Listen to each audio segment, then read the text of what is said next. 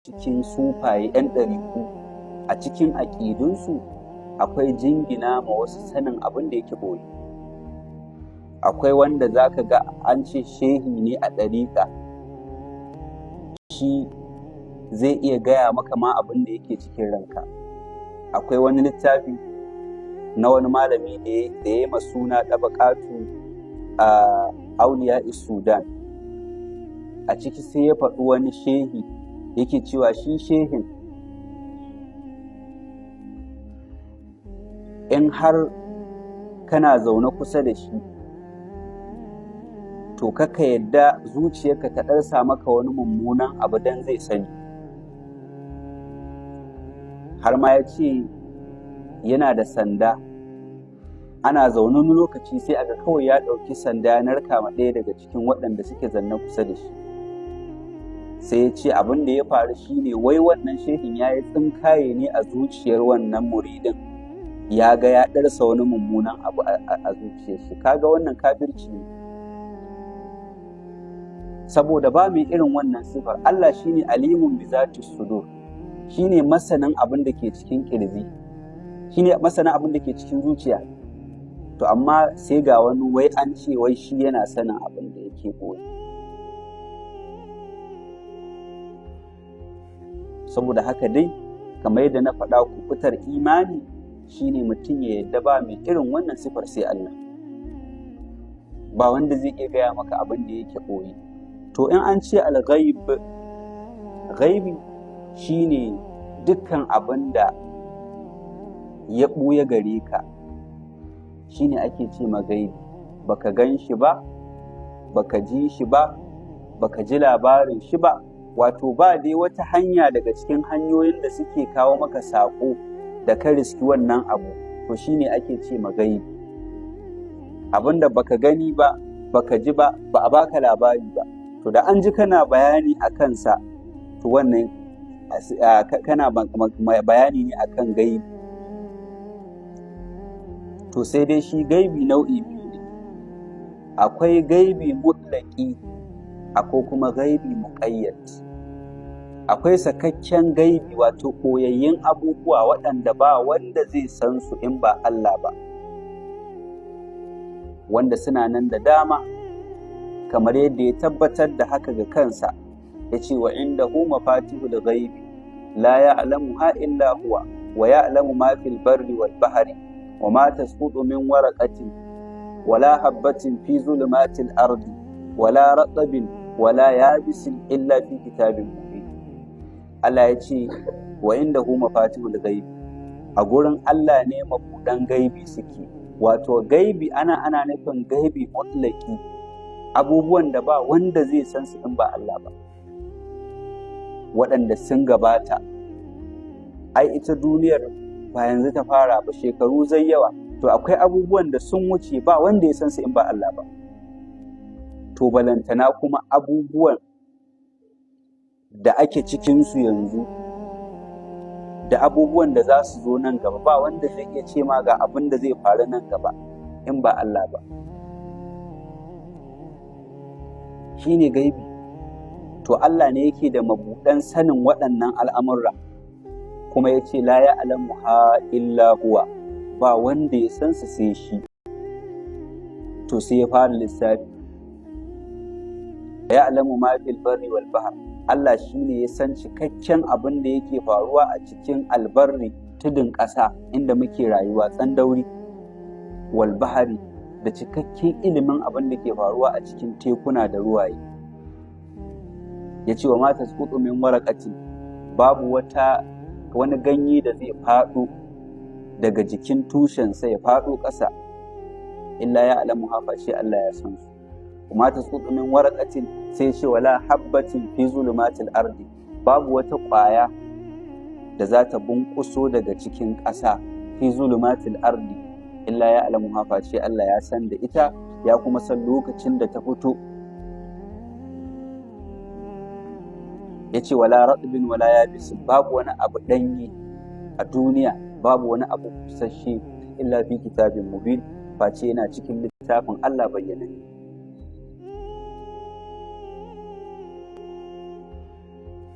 da ayoyi da yawa suna nan da suke nuni akan ba wanda ya san gaibi mutlaki sai Allah. To sannan akwai nau'in gaibi na biyu, abubuwa fakakku. Nau'i na biyu su ne abubuwan da abubuwa ne ɓoyayyu waɗanda Allah ya sanar da wasu amma bai sanar da wasu ba. To waɗanda ya sanar ɗin nan su ba gaibi ba ne a gurinsu, amma waɗanda ba su sani ba su kuma wannan abin ya zama gaibi. Sau da haka kamar annabawa, kun ga suna daga cikin mutane da Allah ta'ala yake sanar da su wasu abubuwa. To waɗannan abubuwa da Allah ya sanar da su, kafin ya sanar da su ai gaibi ne mutlaki. To amma yayin da ya sanar da su a wannan abin ya zama gaibi muƙayyadi, ma'ana wasu sun sani kuma ba mamaki ma Allah ya masu umarni su sanar ma duniya. Yanzu misali, kaga ranar tashin kiyama ba wanda ya santa sai Allah, ba wani manzo ko mala'ika, kun san dai su ne makusantan Allah, to ko su ba wanda zai gaya maka garar da alkiyama za ta tsaya. Kaga wannan yana daga cikin gaibi mutlaki, Allah kaɗai ya san shi.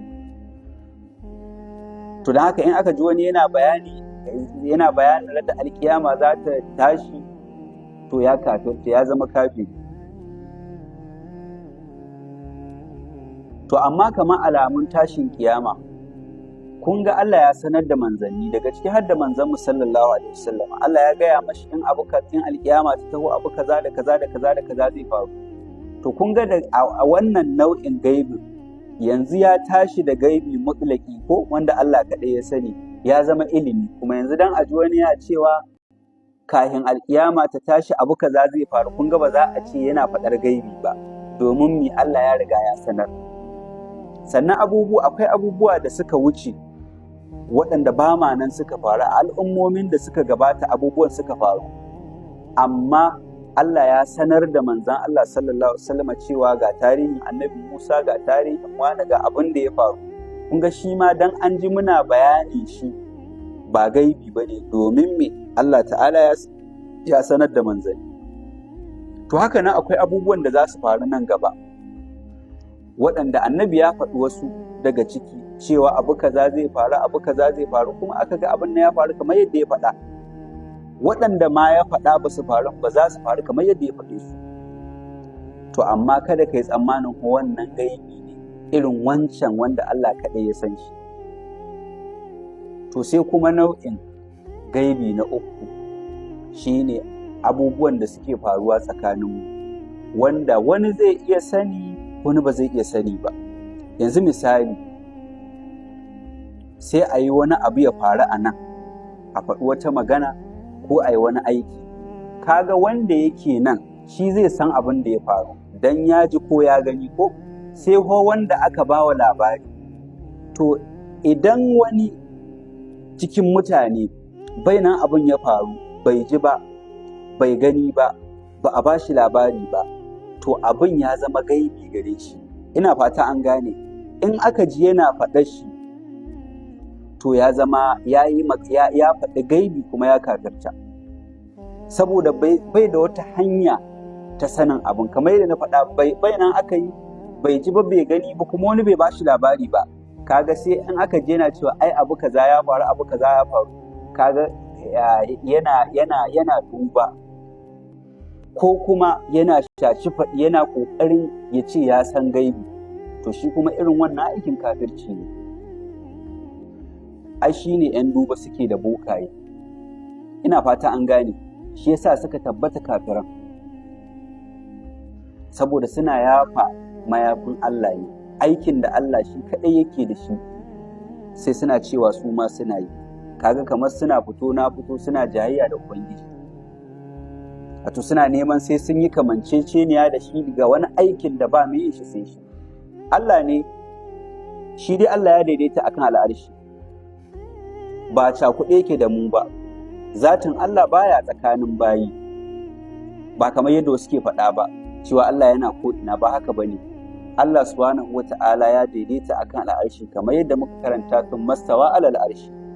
To amma kuma iliminsa da ganinsa da jinsa yana ko'ina, babu wani motsi da za a yi da zai fita daga ganin Allah, da zai fita daga jin Allah, da zai fita daga ilimin Allah. Allah yana sanin komi, kuma yana ganin komi, yana jin komai, yana shaida komai. Kaga mai irin wannan sifar shine zai faɗi abin da ya faru nan, kuma ya faɗi abin da ya faru can, kai ya faɗi abin da ya faru ko ina. To Allah kaɗai yake da irin wannan sifar, babu wani mahaluki da zai sifanta da wannan. In har ka ga yayi faɗi abin da ya faru to yana nan, ko ya ji ko ya gani ko an faɗa mashi. In ko ya kasance wajen waɗannan hanyoyin to da'awar gaibi yake, shi kuma da'awar ilimin gaibi kafirci ne. Ba wai ka yi ba ma, ka tafi gurin wani mai irin wannan da'awar kayi kafirci. Wannan zai nuna mana haɗarin zuwa gurin 'yan duba, kuma mata har yanzu ba su daina ba. Akwai malaman da ake ce ma malamai, wasu suna nan zaune a zaurukansu, wasu a gidajensu, sai mata suna zuwa gurinsu wai suna ce masu a yi masu istihara. To kuma Allah haƙiƙa ba istihara ba ce suke masu, duba ce suke yi. Sai ta yi asarar wani abu, ko akwai ta ko wata dabba, ko a zo a yi mata sata, wai sai ta tafi gurin wani ta ba da kuɗi ta ce wai a duba mata ko a yi mata istihara. Kaga sai aka gurɓatar da tunanin mutane. Da yawa daga cikin mutane suna tsammanin ma istihara wai duba ma ake a gano maka abin, to shi yasa suke zuwa su ba da kuɗi ana musu. Wannan kafirci ne, shirka da Allah ne. Ba wanda zai gaya maka dan abinka ya ɓata ga wanda ya ɗauka ma, sai in gani yayi ko ji yayi ko ba shi labari akai. Amma haka kawai bayana aka ɗauka, bai san wanda ya ɗauka ba, ba a ba shi labari ba, kawai ya ce ma ga wanda ya ɗauka. Ko kwanan nan wani ya zo nan wurina da irin wannan, cewa wani ya ce mashi abubuwan shi da suka ɓata wani ne da wani. Kaga wannan ya nuna cewa har yanzu ana yi, mutane suna nan suna bibiyar, wasu daga cikin mutane suna bibiyar ire-iren waɗannan. To da'awa ce ta ilimin gaibi, ba kuma iya ba kyau ba.